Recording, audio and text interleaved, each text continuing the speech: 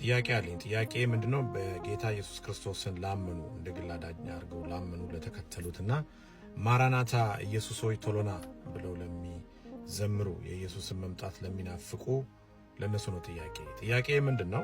ጌታ ኢየሱስ ክርስቶስ ወደ ሰማይ ሲያርግ በዛ ስፍራን አዘጋጅላችኋለሁ፣ በዛን እኔ ወስዳችኋለሁ፣ ስፍራን አዘጋጅቼ ወስዳችኋለሁ። ሌላ መጽሐፍ ቅዱስም በምድር ላይ ስንኖር ስደተኞች እንደሆነ ነው የሚናገረውና ሞት ለኛ ህይወት ነው።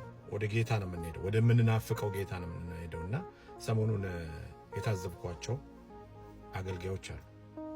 በተለይ ወንጌል የሚሰብኩ ፕሮፋይላቸውን ጥቁር አድርገው በቃ ሐዘን ልብስ ለብሰው በጣም ተጎርተናል ምናምን የሚል እንዴ! ወደ ማን ነው የምንሄደው ስንሞት? እኔ ስሞት እንዲለቀስልኝ አልፈልግም።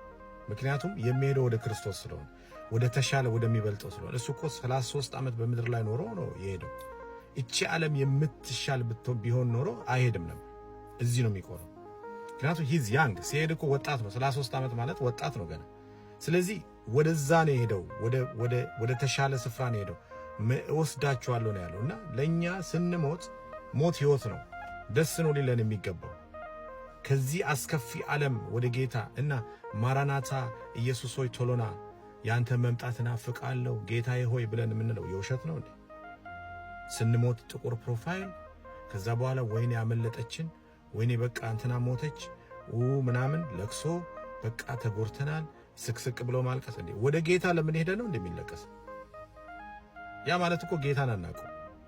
ስለዚህ ኢየሱስ ሆይ ቶሎና ማራናታ የምንለው ውሸት ነው ማለት ነው። ማራናታ ማለት እኮ ናና ውሰደን ማለት ነው። ና ውሰደን ከዚህ ዓለም ላይ ማለት ነው። እና ፌክ ነው እንዴ ያ ዝማሬ? የዘመራችሁትንና የሰበካችሁትን መኖር አለባችሁ።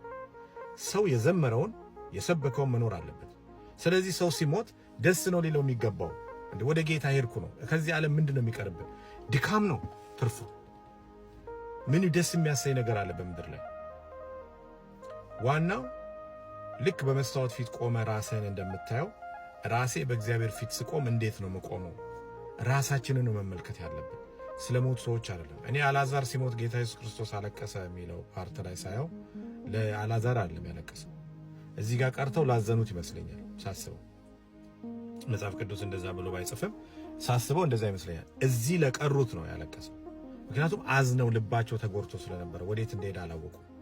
ባለማወቃቸው አዝኖ ያለቀሰላቸው ይመስለኛል እንጂ